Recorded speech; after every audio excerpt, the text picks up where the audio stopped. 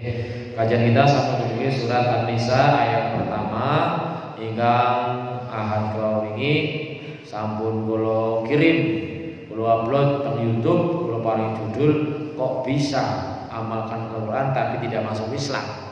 Nah, ini tentu maknanya bahwa Al-Quran ini dalam ayat lain juga disebutkan oleh Allah sebagai petunjuk bagi manusia di seluruh dunia. Nah, tentu pengalaman mengamalkan Al-Quran tapi tidak masuk Islam ya, itu karena pengamalannya hanya sebagian-sebagian, tidak seluruhnya. Nah, sementara bagi kita orang Islam tentu mestinya kita meyakini sehingga dalam mengamalkan Al-Quran tidak boleh milih-milih sing ketone ngepenak tok. Angger sing abot boh, angger sing enteng sing ana gelem. Nah, itu enggak boleh. Karena kita di dalam ayat sudah dikatakan atau minuna bi kitab wa takfuruna bi ba'd. Apa kamu percaya sebagian tok? Nah, ternyata kalau dari dunia ilmiah, masalah ilmu pengetahuan, meskipun Al-Quran bukan kitab ilmu pengetahuan, tetapi tidak ada yang bertentangan dengan kenyataan ketinggian. Contoh yang gampang, dalam surat Ar-Rahman digambarkan ada dua lautan yang masing-masing ketemu tapi terbatas, nggak bisa saling melewati. Ini kata di YouTube, bikin video banyu laut sing sebelah asin, sebelahnya tawar, warnanya beda terus nggak bisa bertemu, nggak bisa bersatu, biasanya nggak bisa bersatu, tetap misah terus. Banyak hal. Nah, ini makanya kalau orang-orang yang punya kemampuan menganalisa ilmu, mempelajari Al-Quran, pas itu dengan fakta di kenyataan di dunia. Namun sekali lagi hidayah itu adalah hanya prerogatif miliknya Allah. Jangankan orang yang ngerti sepotong-sepotong, yang mengerti Al-Quran sebetulnya kan orang khususnya misalnya digambarkan pamannya Nabi Muhammad SAW yang bernama Abu Thalib, pastikan paham tentang Al-Quran. Tapi karena Allah tidak menghendaki untuk masuk Islam, ya tidak diberikan hidayah. Sementara kita ini yang hidupnya sangat jauh dari Rasulullah, tempatnya sangat jauh, caranya sangat jauh, tahu-tahu beda-beda sangat jauh, tapi alhamdulillah kita mendapatkan hidayah menjadi orang Islam. Dan itu nikmat yang paling mahal karena tidak diberikan kepada semua orang. Ini videonya sudah baru tak kirim 4 hari yang lalu, sudah ditonton 50 kali, nonton yang nanti rampung ora. Tapi asal klik itu berarti dianggap bisa nonton, klik video. Di panjenengan yang kepengen mengulangi ini selama 44 menit kemarin ya monggo dilihat saja Nur Hamdan kok bisa amalkan Al-Quran tapi tidak masuk Islam, ya bisa saja. Karena Islam itu adalah agama yang tentu bukan sekarang kita orang Islam akan merasa ajarannya paling baik. Ya monggo, dari segala sesuatu kita sebagai orang Islam meyakini al-Islamu ya'lu wa la yu'la alaih. Islam itu pasti dari segala sisinya paling bagus. Tidak ada yang lebih bagus dari Islam. Cuma kadang-kadang sayangnya ketutup karo wong Islame. Nah, ketutup ya keton. Sementara manusia lain melihatnya kayak wong Islam kok kayak jadi agama sing paling apik dene kayak ya wong tergantung wong. Ana sing Islam sebutan Islam KTP lah, ana Islam kejawen lah, ana Islam Nusantara, Islam ya Islam kok. Islam makna dasarnya adalah bahkan kemarin terhadap orang bule itu yang hari ini terakhir di sini Mbak Georgia. Islam dari namanya saja itu coba kalau dari segi nama, agama-agama yang lainnya dipanggilkan dinisbatkan ke dalam nama orang atau tempat. Misalnya agama Buddha karena itu dinisbatkan dengan tokoh yang bernama Buddha Gautama Siddhartha itu. Atau agama Hindu dari sebuah sungai Hindus apa daerah lah. Atau Nasoro dari kata Nazaret, Yahudi dari orang yang bernama Yahuda. Islam itu bukan diambilkan dari itu semua. Islam itu dari segi kata maknanya saja adalah yang pertama damai, yang kedua selamat, Yang ketiga pasrah. Berarti apa? Tunduk patuh, pokoknya jatuh apa yang manut orang kakek mikirin dalam arti mikir sini, tapi pokoknya pertamanya kita sebagai orang Islam meyakini bahwa ajaran Islam apapun meskipun secara akal, secara perasaan kadang-kadang kayak orang pas, tapi kalau itu pemahaman Al-Qur'an sudah pas, hadisnya benar, pastilah itu yang terbaik. Meskipun kita belum bisa melaksanakannya, ya jangan sampai karena didasari ketidakyakinan. Apa iyalah nyatanya nyong bendina ahad nang masjid ya katanya urip ku yang macam baik kayak orang nambah kepenak. Itu ada apanya? Karena kadang-kadang konsep kemarin Pak Kepala Madrasah itu mengatakan syukur gampang diucapakan, angel dipun amalaken. Ngucap alhamdulillah saking gampang wong Nasrani itu ya Pak Ahok kemarin saya lihat ini dia ngucap alhamdulillah. Ahok mantan gubernur Jakarta sing kanu di penjara gara-gara mengatakan wong Islam sing kok dilomoni karo surat Al-Maidah tidak boleh. Nah, itu juga bisa ngucap alhamdulillah saya gampang. Tapi yang pasti Allah mengatakan wa qalilum min ibadiyas syakur, hanya sedikit hambaku yang bisa syukur. Nah itu mudah-mudahan kita kalau belum bisa mengamalkan ajaran Islam secara sempurna, meskipun perintahnya masuklah dalam agama Islam secara kafah total. Mudah-mudahan jangan kalau tidak bisa mengamalkan atau belum bisa mengamalkan, jangan karena nggak yakin. Apa ya lah, hadis sahih aja kok dia subuh uli dunia seisinya nyatanya kayak baik lah, bolah orang makan. Jangan bukan karena tidak yakin, tapi karena masih malas lah. Ya. Mudah-mudahan ya kalau masih bebeh, masih malas, kita ditambani dengan Al-Quran. Karena dalam Al-Quran dikatakan wa nunazzilu minal Qur'ani ma huwa syifaa'un wa rahmatun, tapi syaratnya hanya lil mu'minin. Surat apa nih? Surat Al-Isra. Dan sungguh kami turunkan pada Al-Quran itu syifaa'un, obat, warahmatun, dan rahmat kasih sayang. Tapi cuma lil mukminin, hanya bagi orang beriman. Kalau orang beriman ya Allah berbuat. Karena dalam manusia kenyataan ada tiga kategori orang. Yang pertama orang yang benar-benar beriman, bukan sekedar ngaku-ngaku. Karena ada orang ngaku beriman tapi sama Allah ditolak lah, lombok we. Surat Al-Baqarah dulu kan sudah. Wa minan nasi may yaqul amanna billahi wa bil yawmil akhir wa ma hum bimumin. Sebagian manusia yang mungkin bisa jadi sebagian besar, ada orang-orang yang mengatakan kami beriman kepada Allah dan hari akhir, tapi mereka bukanlah orang beriman. Berarti kan lombok. Mudah-mudahan kita jangan sampai termasuk yang itu nih. Itu bahaya itu. Tapi ini ciri-ciri orang ini salah satunya disebutkan idza qamu ila sholati qamu kusala. Angger arep salat ya semangat salat tapi rasanya bebeh banget. Ini yurabuna nas karepe apa? Ngomongnya ta ya lillahi taala tapi niatnya mendapatkan ya keuntungan duniawi lah. Karena orang aja.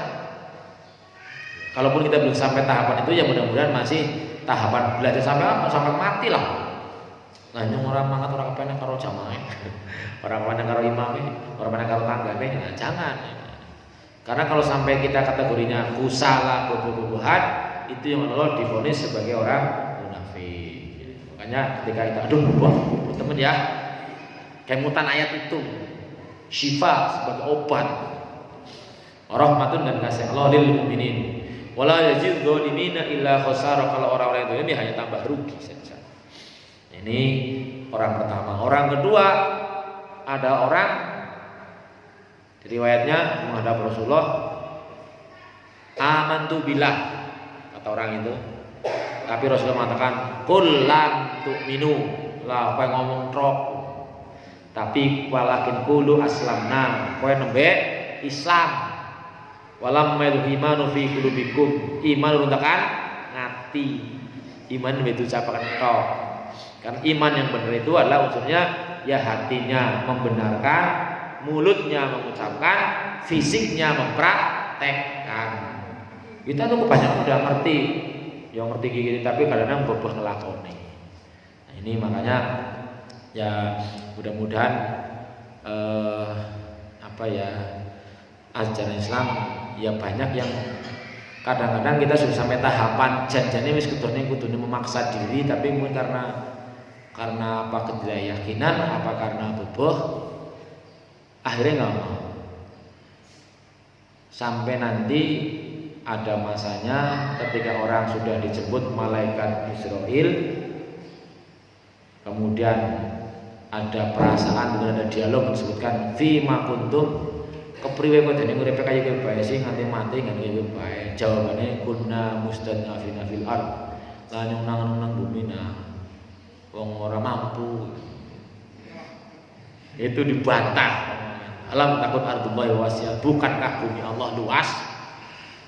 Jadi ini kita seringkali merasa boten mampu, janjane sing pas boten mau, ora gelem. Bisa insyaallah. Misal ya, orang ini kan kebanyakan kita sakit nih, atau mau belajar kenapa Rasul dalam hidupnya hampir tidak pernah sakit. Nah itu kebanyakan kalau ada sebuah ungkapan bukan hadis ini, al-ma'idatu baitud petang ini ma'idah itu saya ma'idah, al-ma'idah lambung petang niku sumbere penyakit.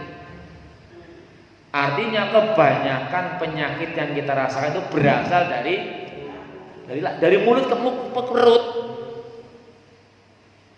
Wal himyatu ra'sud dawa. Penjagaanlah obat yang terbaik. Nah, makanya kalau mungkin ya karena makanan kan berbagai macam. Mungkin kebanyakan gula jadinya penyakitnya diabetes. Kurang gula liver. Kan? Kurang apa maling? Maka ada terapi yang secara medis dianjurkan, terapi puasa. Walaupun memang istilahnya kalau orang sudah kena darah tinggi karena gulanya sudah tinggi, mestinya kudunya ya cara kula dulu, mestinya saged memaksakan diri untuk menahan diri lah bahasanya. Puasa kan imsak namanya, menahan diri dari ya paling tidak ngurangi mangan.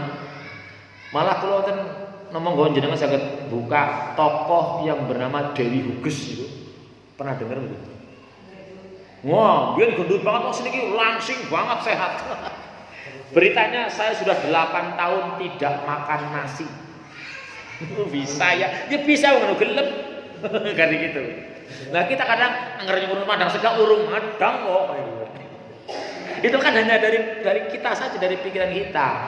Sehingga wonten berpatah bahasa Inggris, you are what you think. Kamu itu seperti yang kamu pikirkan. Wong memikirane ke rumah negara Ramadan ya kayak Ramadan temenan. Tapi nek bismillah, lah sing jane mangan itu kan perlunya ilmu.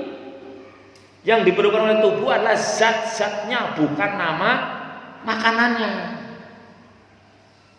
Minggu singit Mbak Ugung ngobati Albar main tutup Jogja. Nah apa sih putih kena kene? Kau ngene lah ora gelem madang sega. Lah kae dene wong Amerika ora madang sega ya sehat. Jadi harus kita ketahui bahwa yang dibutuhkan oleh tubuh bukan nama makanan, tapi zat-zat makanan yang namanya gizi. Antara lain kalau untuk yang di sini disebut nasi, itu zat yang namanya karbohidrat. Karbohidrat orang munang sega, ya nang muntul, ya budin, ya kentang, ya uwi, ya suwut, ya gandum itu. Tapi karena kita mikirin lah, nyoba kayak ngerurung mangan sega ya madang, ya wis akhirnya. Padahal banyak ahli-ahli kesehatan yang mengatakan bahwa justru kadar gula terdapat terbanyak di beras nasi. Lalu kita bisa menggantikan misalnya mudah diabetesnya udah di atas 300. Lah ya kalaupun misalnya tidak puasa ya biasa. Puasa kan arti aslinya kan menahan. Ya wis lah, segane sesendok bae sayure sepiring. Wareg juga. Kalau kadang-kadang ngejar madang jangan lah segak. Nu diet napa Pak? Ora usah wareg. Dan itu. Jadi monggo kita bismillah. Tadi kalau dihubungkan bahwa sabar itu di awal-awal itu kita perlu perjuangan besar paling tidak 3 bulan. Khususnya yang memang ya kayak saya sudah banyak penyakitnya. Tadi malam tertensi, wih 150/100. Mau dan dulu ya dah. Ya wis lah, puasa. Nek puasa kan mboten nama-nama belum. Mau tangi jam apa ya. Ya karena apa yang bersuara sahur ya. Buah kulkas, ya ana pempek kayak es goreng pempek. Ana sega goreng segala wis wareg. Berarti make wau jam 4 mandeg nanti secara ilmiah bahwa mesin penggilingan makanan di tubuh kita niku bekerja selama 8 jam teori ini. Jadi kayak mesin semen kuwak 8 jam. Nek papat 5, 6, 7, 8 sama 10, 11, 12 rampung kerjane. Mandeg napa mboten? Mboten mandeg. Mandeg mati. Tapi ketika sudah selesai menggiling yang makanan yang kita makan tadi, dia akan terus menggilingi sisa-sisa. Nah kita kan kadang sisa kadang bukan sisa makanannya, zatnya kakean. Mohon gulanya kebuang kakean itu diambil digiling, nanti keluarnya lewat pipis, lewat keringat, lewat BAB. Itu secara teori sehingga monggo insyaallah ini pun kalau bolak-balik kudu apa istilahnya marai. Wis ngakoni lah. Lakoni dhewek. Bahkan kalau gadah putrane gadah kanca garwane buncit taning sing niku ganu kan stroke. Seperti kita stroke. Tapi wujud cerita puasane sing kino rosa banget. Rosa puasa. Baru stroke. Ora mau puasa Daud. Puasa Daud Senin, Rebo, lah Kamisnya puasa maning. Oh garis Setu, Senin, Selasane puasa maning. Alhamdulillah seperti kita sih diparingi kesempatan. Monggo lah kalau itu secara kebutuhan memang kita membutuhkan, bismillah perbanyak. Kulo kadang-kadang nggih wong alhamdulillah nek kulo teng mriki kan wiwit tahun 97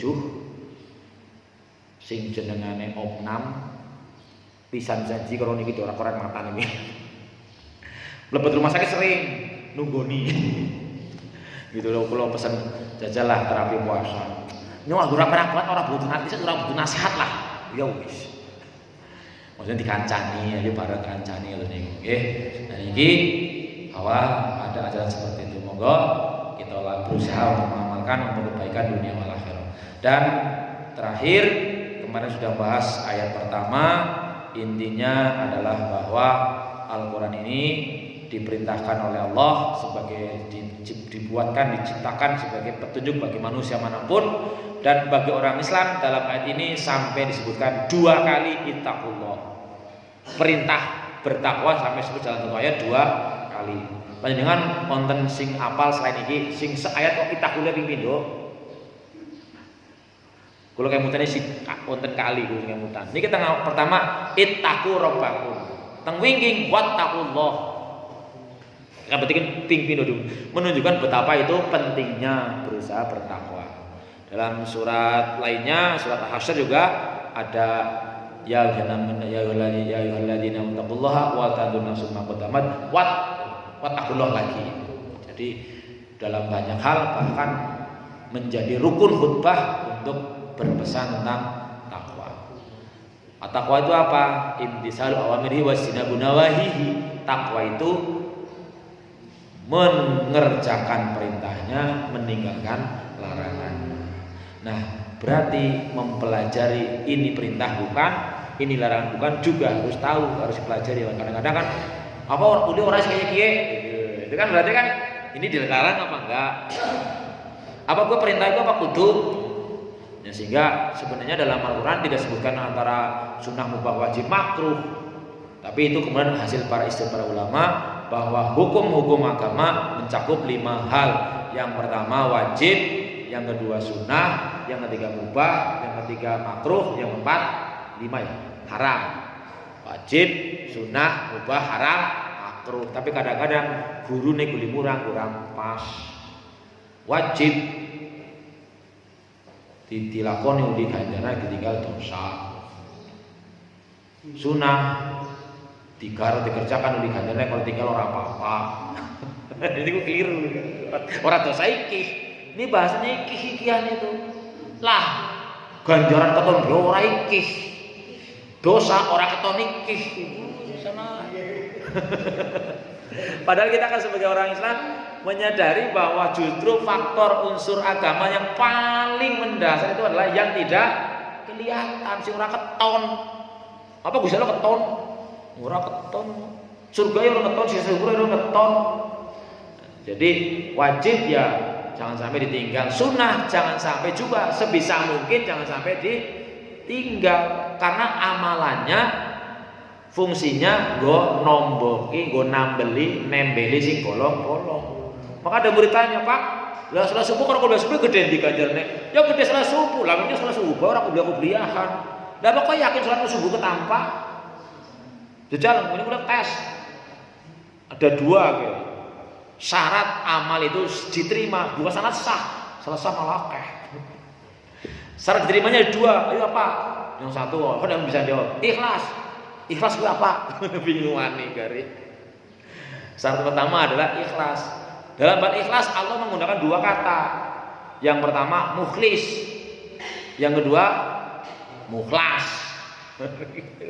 Sana mukhlisin putrane mukhlasin bakul bakso sana.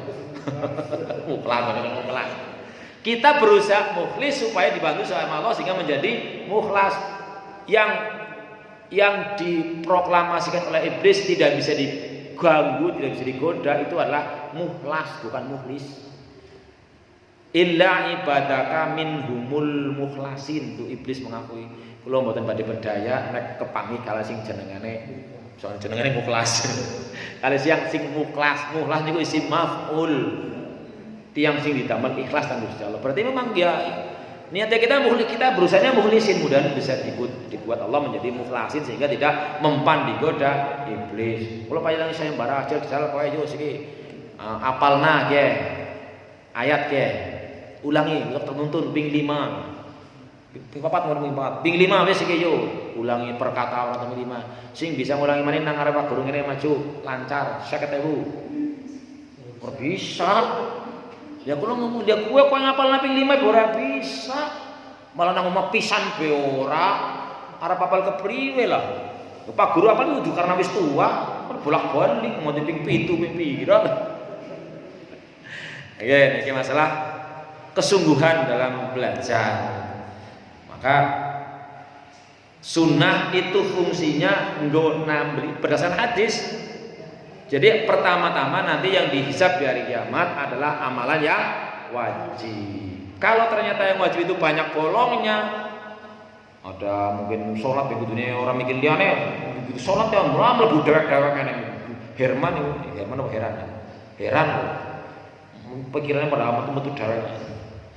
Maka nanti kalau ternyata banyak bolong-bolongnya, dilihat amalan sunnahnya dan sebagainya. Maka kita harus mulai menekankan sunnah itu dikerjakan itu sangat baik. Kalau nggak dikerjakan rugi. Nyanyi tanggih pun ya rugi habanda orang rugi dunia kok. Rugi dunia orang jadi apa-apa. Rugi akhirat bakal cilaka tapi ya orang lu melakoni. Nyanyi ngomong begitu, lah rugi dunia ora apa-apa, tapi nek rugi akhirat bakal cilaka. Nah, kalau kami tidak melakukan yang sunnah, itu bukan rugi dunia, ruginya akhirat. Sedunia seisinya bermain banget. Oke, kita lanjutkan kepada ayat yang kedua. Kita baca untuk memenuhi syarat hadis Rasulullah SAW. Majtama qaumun fi baitin minillah yatluna kitaballah wa yatadarasuna bainahum. Itu kan berarti makna ayat hadis itu kalau ada orang kumpul di masjid Jadi Baitullah min buyutillah berarti maknanya bukan Baitullah Mekah saja, meskipun Mekah disebut dengan Baitullah. Tapi di sini min baitin min buyutillah berarti maknanya bahwa Baitullah itu tidak hanya Mekah, berarti banyak. Min baitin dimaknai itu adalah masjid-masjid. Maka kalau ada orang berkumpul di masjid lalu membaca ayat-ayat Allah dan mempelajarinya, itu akan mendapatkan 4 itu. Sakinah, ketentraman, dilindungi para malaikat, dibangga-banggakan Allah di sisinya, dan Allah mencurahkan kasih sayangnya. Tapi kita paham, diparingi kasih sayang boten mesti sing ngrasane kepenak. Boten mesti dongane diwehi sekaligus kontan. Umpamane panjenengan isi umur kelas 1 SD, Mak, nyong arep numpak motor, tuh kena motor sing anyar. Ya, engko disit, engko lah, itu maknanya sayang. Maka jangan sampai kalau kita meminta kepada Allah kemudian sepertinya tidak dikabulkan seperti yang kita inginkan, berarti Allah gak sayang. Justru mungkin karena sayangnya. Sebagaimana ketika dicontohkan Salabah minta dari wong sugih, rasanya agak sugih kok tambah taat. Nyatanya balik dari wong sugih terus kelalen Gusti Allah, kan gitu. Ini berarti Gusti Allah kowe jorna bae semono salabah kan orang gugup. Ya, kita surat An-Nisa ayat 2 mungkin sampai ayat 3 monggo. A'udzubillahi minasyaitonir rajim. Bismillahirrahmanirrahim.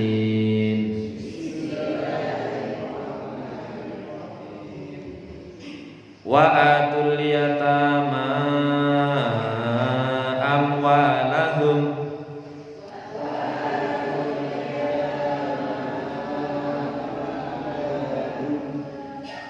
wonten tanda waqaf e? Boten ten. Nek kula wonten shot lang, disene tam sambung. Wa atul yatama amwalahum wa la tatabaddalul khabisa bit thayyib.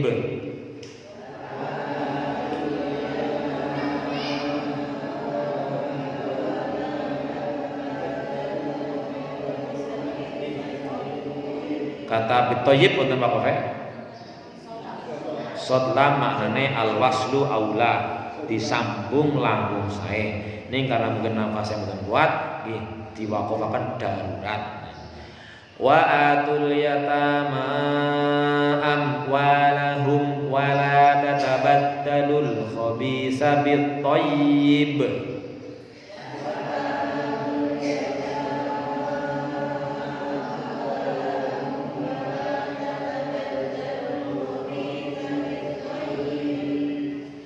Karena diwaqafaken berarti bakne matine sukune karena mat boten sukun asal menjadi bacaan menjadi bacaan qalqalah kubro. Qalqalah kubro berarti langkung mental timbang biasa. Bit thayyib. Pindah malih. Wa atul yatama amwalahum wa la tatabaddalul khabitha bit thayyib.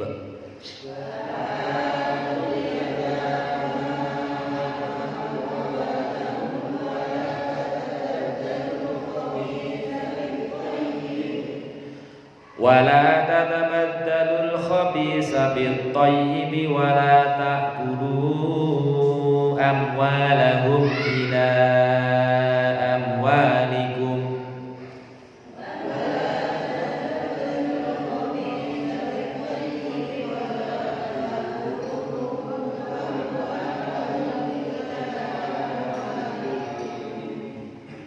Wala tatabaddalul khabisa bit thayyib wala ta'kulu amwalahum ila amwalikum.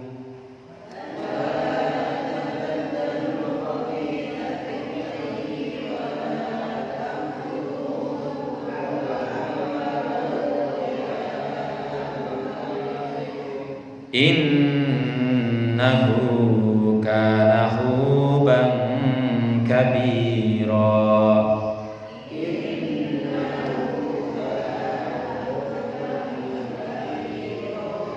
innahu kana huban kabira.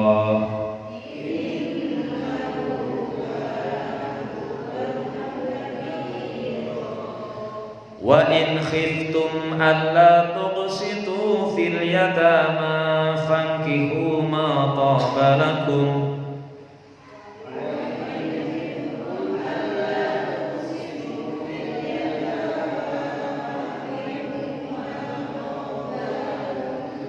Wa in khiftum alla tuqsitu fil yatama fankihu ma taba lakum.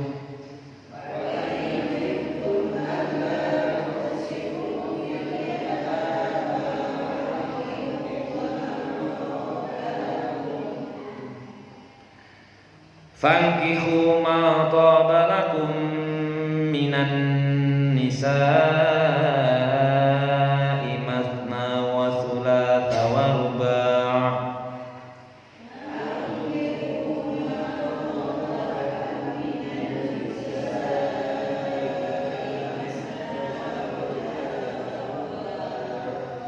Wa fankihu ma taba lakum minan nisa'i mathna wa thulatha wa ruba'.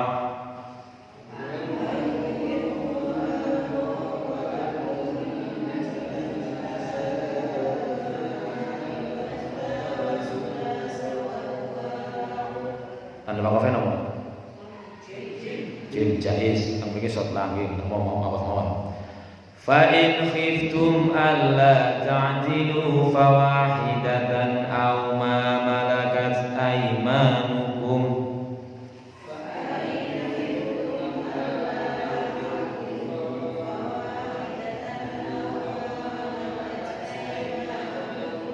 Fa in khiftum alla ta'dilu fawahidatan aw ma malakat aymanukum.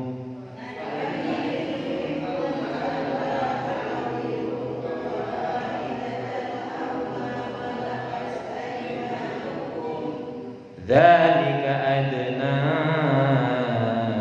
alla ta'ulu.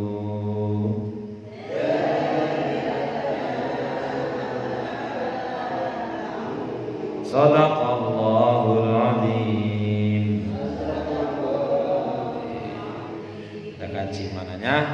Wa atul yatama amwalahum, dan berikanlah kepada anak-anak yatim harta-harta mereka. Kalau tadi dia pertama Allah memerintahkan takwa, sekarang memerintahkan kaitannya dengan anak yatim, menunjukkan ini sesuatu hal yang urusan yang besar. Wa atul yatama amwalahum, ay utul yatama alladziina mata abauhum wa hum sigharu amwalahum idza balighu. Berikanlah harta-harta yatim kepada anak yatim tersebut. Siapa anak yatim tersebut? Anak yatim adalah anak yang meninggal oleh ayahnya. Di Indonesia ada terkenal istilah yatim piatu. Tong bahasa Arab yatim tok piatu ini betul-betul bahasanya gitu. Tapi pengertiannya bahwa memang anak yatim itu anak yang meninggal oleh ayahnya. Nah, kalau kebetulan dia adalah masih kecil, tentu anak yatim itu berada dalam pengasuhan walinya.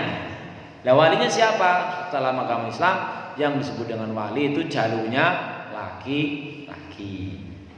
Nah, bukan wali perempuan, disebut dengan wali itu jalurnya laki-laki. Nah, masalah anak yatim ini masalah yang termasuk masalah besar. Pertama, dalam surat apa itu? Al-Ma'un ya. Termasuk orang yang dianggap beragama tapi berbohong adalah orang-orang yang mendustakan agama, yang berbohong. Itu yang yadul yatim, orang-orang yang menyakiti, menghargai sebagainya dalam yang tidak perlu. Yang kedua juga ada sebuah hadis Rasul menyatakan ana wakaful yatim kahataini fil jannah. Saya dan orang yang memelihara, orang yang menjaga, merawat anak yatim seperti dua jari ini di surga, saking dekatnya.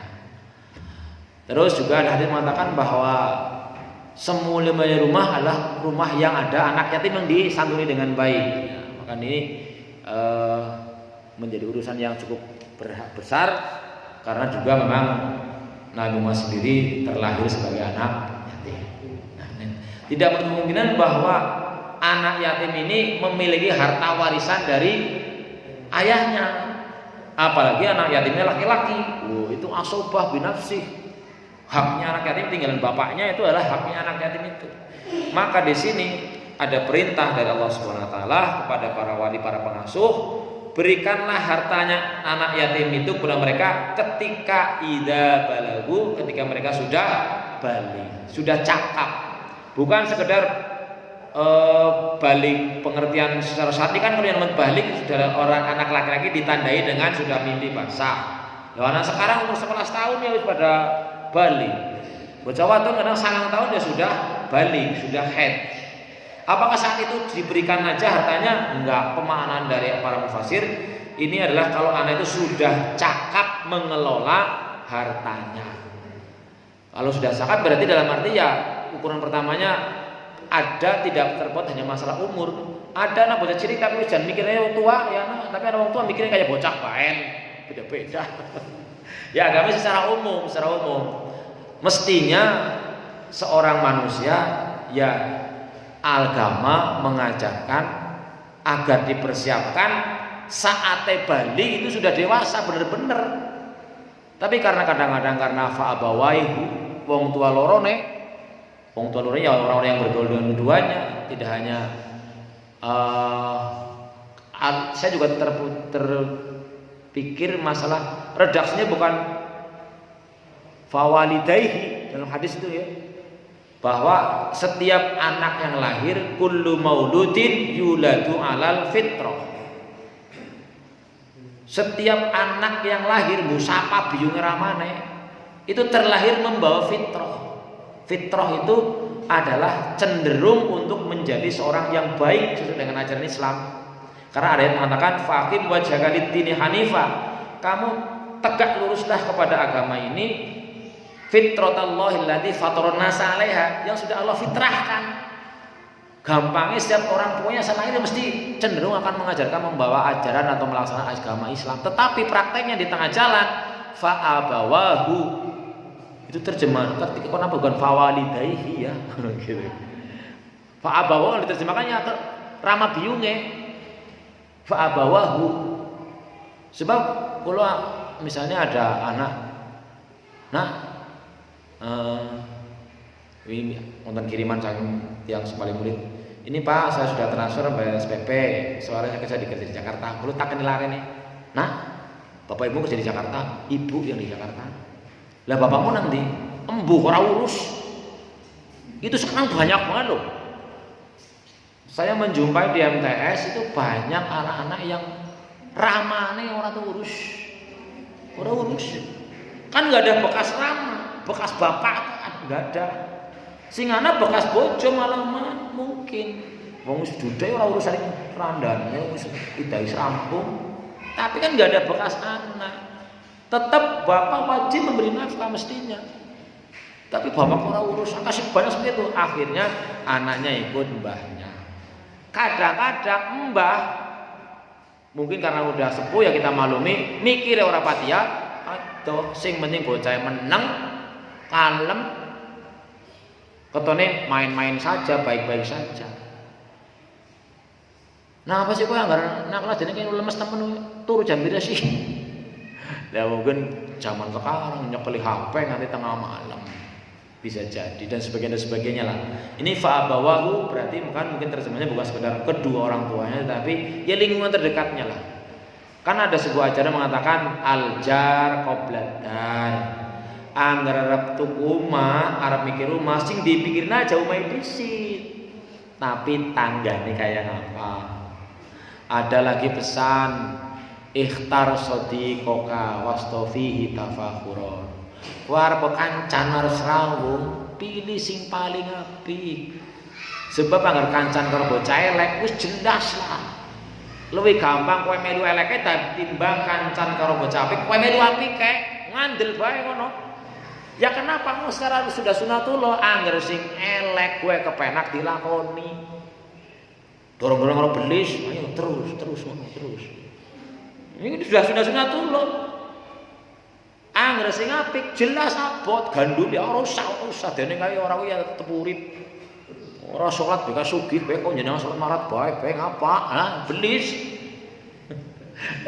Lalu dikatakan bahwa inna syaitana lakum aduwwun, bahkan dalam ayat itu kan Allah menyebutkan setan ya. Jadi kalau iblis pasti setan.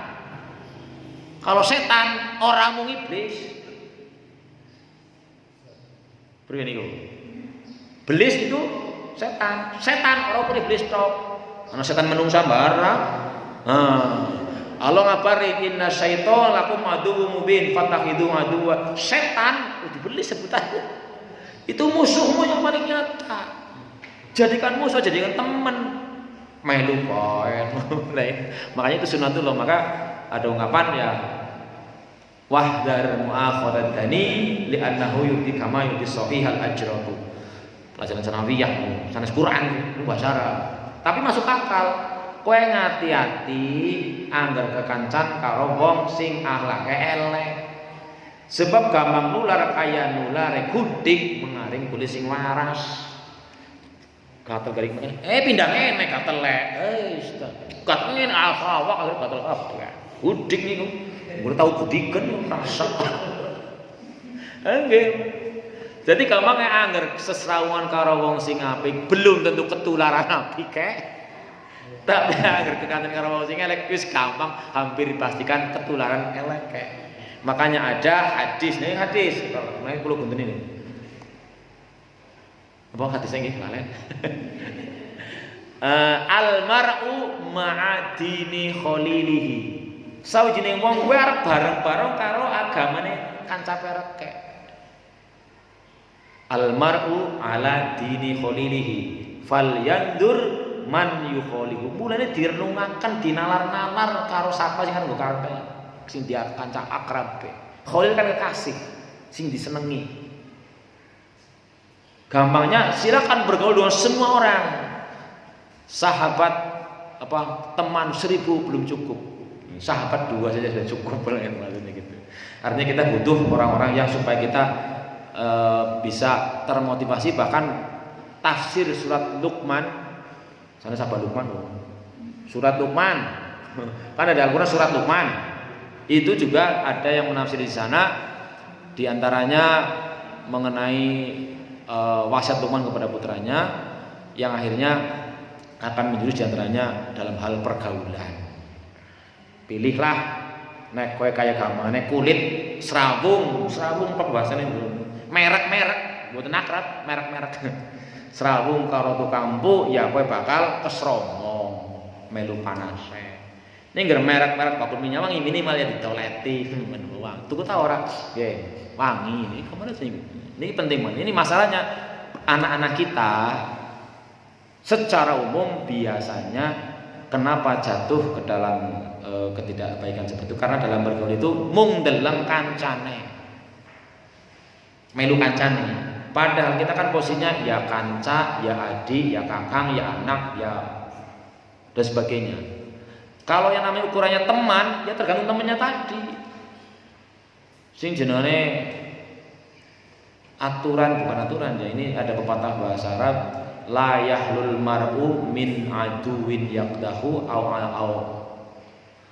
wadudin yamdahu. Balik, la yahlul mar'u min wadudin yamdahu au aduwin yaqdahu. Sawijine wong bu kaya apa, bu eleke kaya apa, bu jahate kaya apa, mesti ana sing seneng. Ini moga.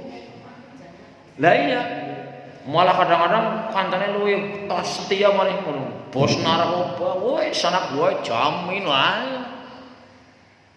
Jadi kita menyadari sejelek apapun orang pasti ada yang suka dan tidak suka.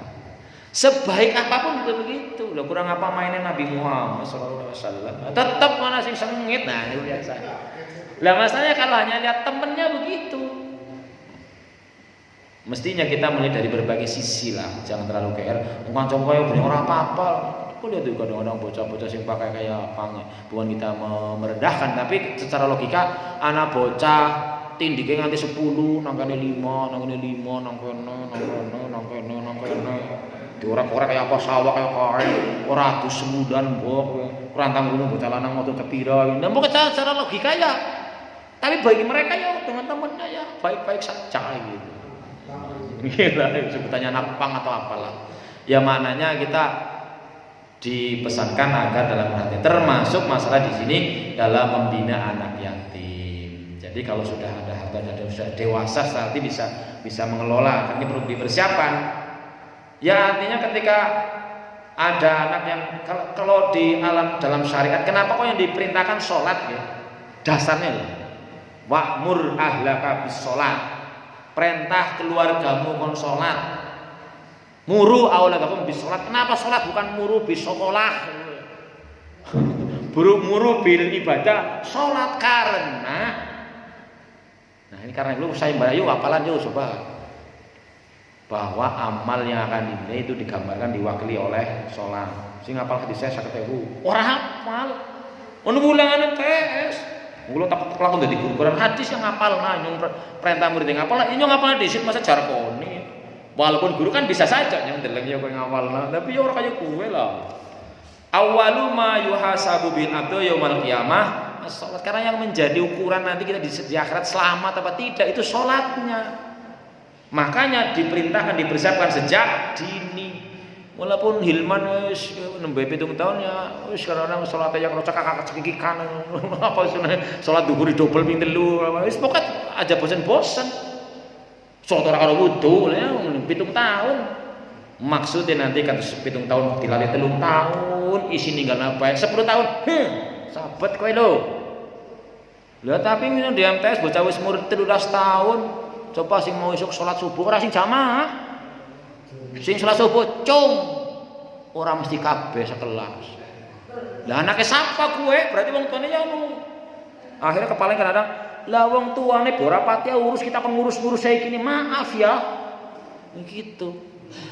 Maka kemarin kami kalau udah orang tuanya bebas ora urus kon ngurus ini ya maaf. Memang tanggung jawab kita. Tapi tanggung jawab pertama dan utama kan orang tua. Nyun ngapunten lah kula mboten saged didik putra panjenengan jenengan bewaten pati urus beto wangsul mawon. Ya gitu akhirnya. Bahasa kasarnya orang bisa dibina ya dibinasakan. Artinya ini menjadi pempengit kita semuanya lah bahwa perintah merentah keluarga itu bukan orang tua tok loh. Wa'mur ahlaka bis sholati, perintah anakmu, perintah keluargamu. Ya kabeh-kabeh lah. Yang baik ya adine. Tugas kita perintah. Angger sing 10 tahun kon disabet. Wis 15 tahun itu perintah bae. Kan kon jaman tak lawan aku lo jangan namanya jangan naudzubillah diperintah mboten purun mawon. Lah kula kan ya perintah terus. Nganti kapan? Nganti mati. Salah sijine. Lho niku. Lah mok Nabi Nuh itu niku nah melu bapak aja melu bapak. Ora yang arep munggah menganak. Akhirnya mati mok anake. Nabi Nuh kemudian ya Allah jeneng anak kula keluargane kula mboten dislametaken. Nuh, anakmu kowe kudu keluargamu. Oh. Walaupun lahir saking rahim bojomu. Mboten keluarga kang Gusti Allah nek anu benten keyakinan. Makanya enggak ada saling mewarisi, enggak ada saling menjadi wali, enggak. Ini maknanya kedewasaan balik dari secara syar'i balik ditandai nek anak lanang mulai mimpi basah lagi tilem, nek anak wadon mulai haid. Tetapi mestinya kalau itu sudah sejak 7 tahun dilatih dan sebagainya, sholat itu kan bukan sekedar jegelat-jenggelit. Nanti mulai ya bolak-balik urus ning kon imam zuhur. Nah, angger anak azan aja kecabrak-kecabrak musola ngobrol kabeh. Kae iki nyong nang Inggris. Kula ngomong Inggris nang YouTube. Wonten gedung musik ya ana wong lekton bareng kudu wong Islam, kepengin ngrungokno adzan, ngundang wong adzan suarane main, meneng kabeh. Iku kudu wong Islam lho. Kowe wis dijawab karo wong adzan ditirokno nang seru banget. Wis sing jenenge salat, wis ana komando, luruskan sopnya. Lurusnya perintah terus, lu ngobrol bae Allah. Imam wis takbir, perintah fa cepetan. Malah lah paling mandan dakwah di macang bongkoan. Kepriwe kowe. Jadi terapi kita harus dipahamkan bahwa sholat jamaah itu jangan sampai sengaja ngeri dari takbiratul ihramnya imam. Bahkan ada minggu kula cerita nggih teng Sulawesi pundi. Nek panjenengan kepengin uripe niku kepenak, jajal usahakanlah 40 waktu aja nganti ketinggalan takbiratul ihram. Nek ketinggalan pisan batal ulangi maning. 40 waktu, 40 hari malah di 40 hari. Wah. 40 dina ampun ketinggalan takbiratul ihram imam. Insyaallah uripe bakal kepenak. Nek masa diamalkan. Nek temu dina 40 waktu godhong dina gampang. 40 hari jangan sampai sholat jamaahnya ketinggalan takbiratul ihram. Karena makna perintahnya idza kabirul imam fakabir, cepetan. Mula kadang-kadang ana sing di takbir nanti papat ora dadi Allah urung pas. Allahu akbar urung pas maning nganti memeruku urung takbiratul ihram. Priwe kowe. Nah ini pemahaman bahwa memang disimbolkan penyiapan kedewasaan balik anak itu dari sejak sangat dini. Ya ini berat banget kita gangguan berat banget tantangannya. Maka di sini perintahnya diberikanlah hartanya ketika sudah cakap mengelola hartanya. Karena ada anak-anak yang sudah baru umur 10 tahun tapi sudah dewasa. Rasulullah kayak apa? Rasulullah umur 7 tahun, 8 tahun, ini udah biasa bekerja. Angon wedhus diupahi. Ya kita melas dari cilik. Tujuannya bukan untuk membebani tapi melatih. Jadi banyak pakar pendidikan di Indonesia yang menyatakan bahwa sebenarnya yang paling darurat untuk ditangani adalah masalah soft skill. Soft skill niku ya gue sih kayak semangat, kemudian pantang menyerah, gigih, orang gampang mengeluh, bisa melakukan hal-hal yang sifatnya untuk darurat sehari-hari. Nah bahasanya bocah umur 7 tahun masang gas bisa mau, golongan sing kepenak. Nyuci piring maksudnya ini kan perlu dipersiapkan dari kecil, bukan membebani, tapi melatih. Jadi kan sing jenenge gen halilintar apa nggih? Sing anak 11. Mbok pada gen halilintar anak 11, orang nggo pembantu. Ya karena punya kemauan. Kan ada sejarah, oke lah itu kayak halilintar sanu orang lain. Mbok ada cerita Fatimah. Siapa Fatimah dimaksud? Putri Rasulullah. Suatu hari, ini sebagai contoh, ngerasa kaboten ngurus rumah tangga, nyosoi gandum ning tangane lecet. Njaluk direwangi golek pembantu. Diparingi mboten? Mboten diparingi. Ya nu bisa mau ngurus Rasulullah kenapa jangan kan ngurus golek pembantu. Golek bojone masing serantai-rantai ya bisa. Tapi perintah kowe gelem ora tak wis luwih apik. Jelas purun. Karo nyosok gandum subhanallah alhamdulillah Rasulullah alhamdulillah. Itu kan luar biasa mestinya. Jadi kadang-kadang kitanya yang serba manja. Jadi melas akhirnya keblangsaten nganti tua. Sing kudune bisa mandiri bisa mengandalkan orang lain. Manusia itu diberi Allah kemampuan untuk beradaptasi, menyesuaikan dalam kondisi apapun. Urip nang daerah sing adem nganti 0 derajat, ya bisa urip. Urip sing nggon panas cemeter kayak nang Timur Tengah, ya bisa urip. Apa maning Indonesia Allah negeri sing paling indah, ora patia panas, ora patia adem. Ini kalau kita diajarkan tidak diajarkan soft skill namanya bahasa Inggris ya. Keterampilan lembut, orang kepat soft skill, masang benih. Jadi nek kadang-kadang teng omah, anu kula mboten saged apa-apa utuh. apa bisa cara baunya, alat bengkelnya lengkap. Ya nggak gelem, ya namanya sleting, petil kayak ini, serek aneh. Karena bakule set dadi maning, benika copot. Ya kuwi iki faktor pertama bukan karena gelem bebeh. Oh wis. Bebeh niku perlu disadari penyakit yang bahaya sekali. Sampai-sampai Rasulullah juga mengajarkan Allahumma inni a'udzubika minal hammi wal hazan wa minal ajzi wal kasal. Bebeh itu asalnya. Apa ya masa benik ora bisa? Saking bisane lah. Tapi wong ora bebeh alasannya ora bisa. Kuwi kamu tani sleting baju renang Hilman suwek petil niki neno. Napa? Lanas lah wae begitu. Ora gelem ngancing, ora merapat. Gampang itu kono. Ya gawe tukang jahit dadi ya wis lah. Golongan lambe bodol sing dadi ora kanggo petil niki. Cocok dadi kowe. Anu gelem iku tok niku masalahe. Ini masalah kecakapan untuk memberikan harta anak yatim. Wala tastabdilu. Jadi jangan sampai hartanya ditahan-tahan. Bocah wis pinter bisa mengelola dan itu mestinya anak yatim bisa dipersiapkan usia 10, 11, 15 tahun mestinya harus sudah bisa cakap mengelola hartanya sendiri. Tapi kalau kita tidak diajari, ya wis kita lebih pintar ngentokna daripada golet. Ini gitu kan. Ngomong perang apa nih ada kata apa darohim illa antu bija'anakoha.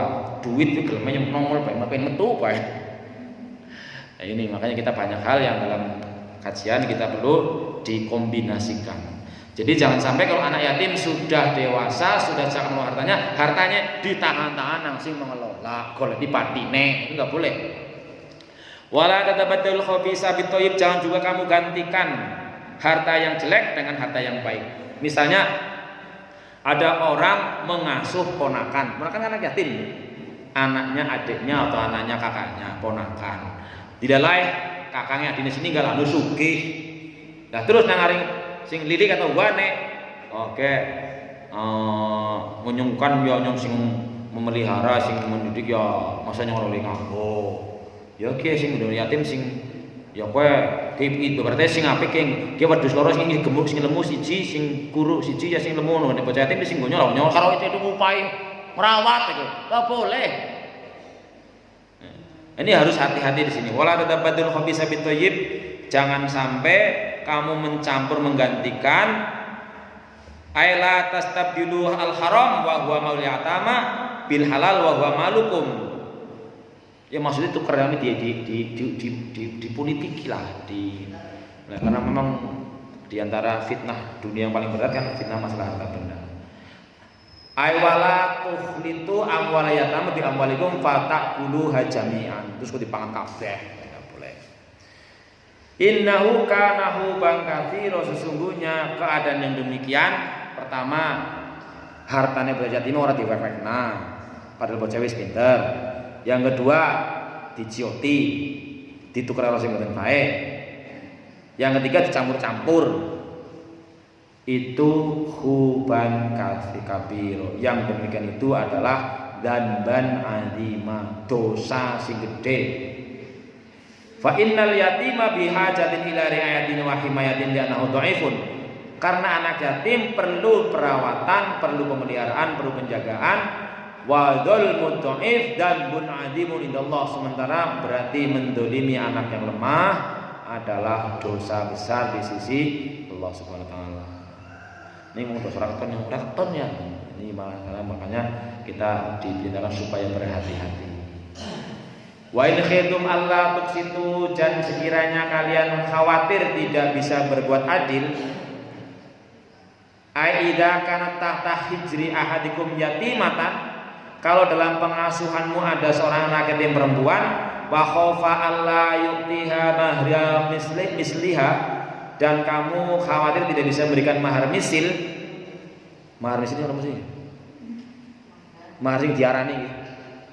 Artine nek jenengan niku ajeng mantu niku angsal ngarani.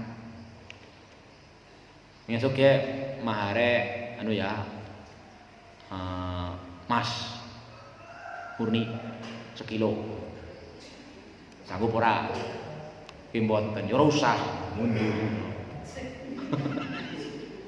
Tapi kan wong diparing ngerti perempuan yang paling baik itu aisaruhunna mahron, sing mahare paling gampang. Tapi uli ngarani iku dalile wong wadon. Dalile wong lanang sing paling apik ya sing bisa memberikan yang terbaik. Contohnya Rasulullah. Jadi buat wong sangat mawon. Nah nek kuwatir jenengan aduh ki anak bocah yatim tapi ketone nyong ki anggar gawe maring ora kuat lah. Ya wis nek kaya kowe aja bocah karo bocah kowe maksude. Fa in khitum Allah tuksitu fil yatama, kalau kamu khawatir tidak bisa berbuat adil kepada anak-anak yatimah yang akan dinikahi, kamu pengen nikahi fankihu ma tobalakum wis anak kowe bojo karo wong wadon liyane bae liyane. Akeh tuh liyane. Loro yang ngono. Telu ya uli. Papat ya kena. Jenenge ki ora pas temen ngetone ya. Masa ki nang kono wong lanang uli bojo papat ngoten ora uli. Ini ayat yang sering menjadi polemik, menjadi pemikiran bantah-bantah. Lah, ya nyong percaya Gusti Allah mesti apik. Tapi kan orang itu tekan kono trok. Sehingga ada pepatah, kalau orang laki-laki banyak duit, kepengine bojo maning. Tapi nek wong wadon kok akeh duite, ora perlu bojo-bojoan. Jere niku Ustaz Syafiq Basalam, nggih napa Bu? Nggih. Terus saya tanya coba ini orang laki-laki kalau banyak uangnya banyak, pikirannya gue pengen bojo maning. Tapi nek ngoten duit akeh, pikirannya ora perlu bojo be ora apa-apa. Gitu. Nah ini, jadi di sini adalah syariat yang menyatakan nek kamu perkiraan mengukur diri berarti yang namanya ngukur adil dan tidak adil itu dirinya sendiri. Tapi Allah wis memaringan apa wa in harustum. Kok asa apa gue ada kata kok angel lah untuk bisa adil lah untuk baik. Allah tidak memerintah tapi tidak melarang. Cuman ngasih gambaran gue ketone anggere paring di bojo loro atau itu angel kok bisa adil lah. Makanya di buntut ayat ini wa in khiftum alla ta'dilu fa wahidah. Nah kira-kira kowe ora bisa adil lah. Wong dua adil angel banget itu. Adil itu bukan sekedar pembagian lahiriah. Malah sampai malam umat mikir bojo loro. Rong dina nang kana, rong dina nang ketru, dina nang sing dina kok sampe ngomong liya. Kacau lagune. Ya memang ada orang-orang yang karena dia dirinya merasa adil, mampu adil sampai memberikan sebuah pernyataan, laki-laki yang punya istri 4 itu namanya Superman. Wih, super deh. Nah, bojone 3 itu real man, bener-bener laki-laki. Bojone loro kuwi gentleman. Next siji. Asik orang boleh dijadiin cemen. Yang gawa Al-Qur'an mengatakan wa in kuntum alla ta'dilu fawahidatan. Nek kira-kira kowe ora bisa adil, aida kana tata mana dene. Ai anki insya ahadakum isnaini insya salatu wa in la tadil wahidat ai in khiftum min adamin adi bainar zaujat fa alzimu al iktisar ala wahida angela siji bae dadi ora teng-teng iki bahasane lah au ma malakat aimanukum ini masih pembahasan dari zaman dulu ya ai iktasuru ala nikahil ima limil yamin illai salahunna mil hukuk kama lisaujati. Jadi ini kayak hamba saya kan haknya tidak sebesar wanita merdeka istilahnya begitu. Tapi kalau sekarang kan udah gak ada hamba saya lah. Jadi intinya ayat ini Allah tidak melarang seorang laki-laki menikahi 4, tapi Allah memberikan peringatan nek kira-kira orang bisa adil ya siji bae. Adil itu susah sekali. Sehingga meskipun kita inginnya adil tapi tetap ada hal-hal yang tidak bisa dilaksanakan. Bahkan kalau dicontohkan rumah tangga Rasulullah yang boleh memang lebih dari 4 itu saja banyak riak-riak yang kita belum tentu bisa menanganinya. Contohnya kan bahasanya laki-laki dan perempuan itu seperti air dan api. Nek apine lagi murup disogi geni maning ya tambah gede. Kudune kan ngeragi genine mulat-mulat men aja gegeden sogi banyu setitik. Ini angel. Makanya kan Hilman pulang-pulang dari Al-Azhar, la tautub walakal jannah. Aja kesuh kowe engko balasane surga. Angel. Makanya disebutkan dalam hadis orang yang paling kuat kudu sing bisa ngalah nawong liya gelut, tapi sing bisa menahan diri nalikane kesu. Mulane diulang teng Rasulullah, angger lagi kesu kok karo ngadeg enggal-enggal jago. Malah walik, jago dadi benyat kok. Terus wudu. Ala itu udah kesu kowe. Nah, berarti kesu diusahakan memang dari ya kalaupun tidak bisa segitu yang ada pesan la yakun hubbuka kalafan wala buduka talafan. Aja ngasih jenengan seneng karena kepaksa, aja jenengan aja ngasih kesuh merusak, kesuh piringin buantimi. Pesannya begitu. Makanya tadi orang yang paling hebat orang bisa menahan amarah. Sampai Rasulullah mengatakan la taghdab Farad dan miroron la ta'tub diulang-ulang aja kesu karena kesu itu kendaraannya setan gitu.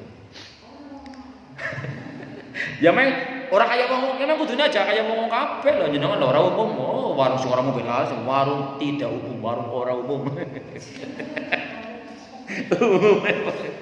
Ya dari sini bahwa menekankan ya yang demikian itu maka akan lebih dekat untuk tidak berbuat dolim. Jadi bahasanya ya manusia sudah, bahkan orang Indonesia mengatakan manus Jawa ya menus akeh dosa.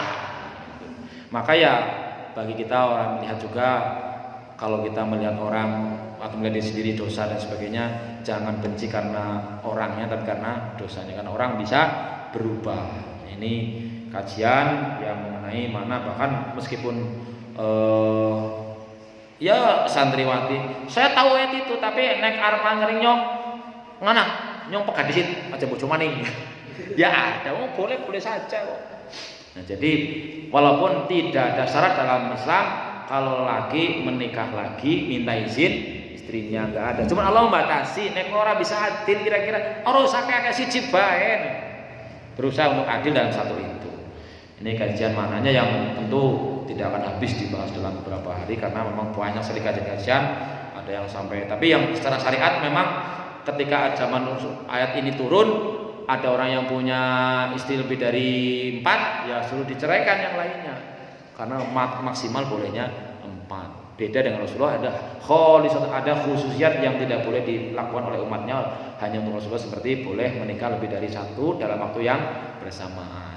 Ini kajian yang mudah-mudahan kaitannya 1 dengan anak yatim, 2 dengan masalah menikahi atau menikah dengan orang itu tetap ini kadang-kadang menjadi celah dari agama lain. Oh Islam agama poligami, perintahkan bojo luwih 4, kemudian Muhammad maning disebut nikah karo cilik lah, pedofil dan sebagainya. Itu namanya orang benci, orang sengit ya biasanya goleti elek kan begitu. Tapi bukan berarti ini jelek.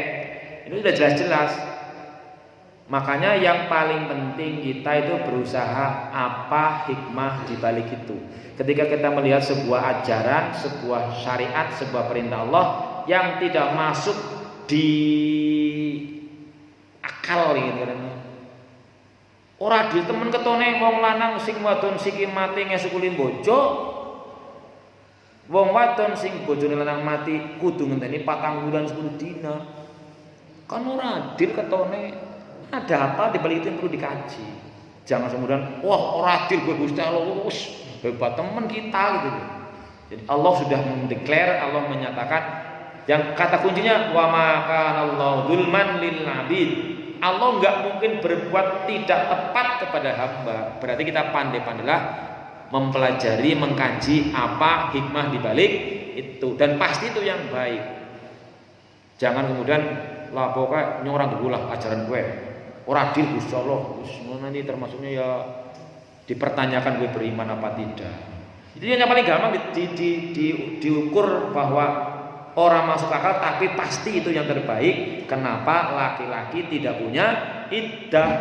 sementara perempuan punya iddah bahkan sampai 4 bulan 10 hari. Itu bahkan ada orang yang meneliti itu kenapa nulis ya. Ini yang menunjukkan bahwa keluhuran agama Islam, tapi kadang-kadang aktsarun nasi la ya'lamun, akeh-akeh wong ora pada ngerti. Mulane kita amun semangat dadi wong sing akeh-akeh wong. Umume ya kalau iku umume, amun sing umume. Cara kula amun umume. Jadi kita menjadi orang khawas. Bahkan puasa aja kan ada level 3. Puasane wong awam, wong umum, puasane wong khusus, khususil khusus. Nah, sing paling ngono khusus niku. Nek puas. Berarti wong khusus makin sedikit dan makin ora umum. Sehingga pokoknya kita jangan sampai kemudian orang umum lari kah?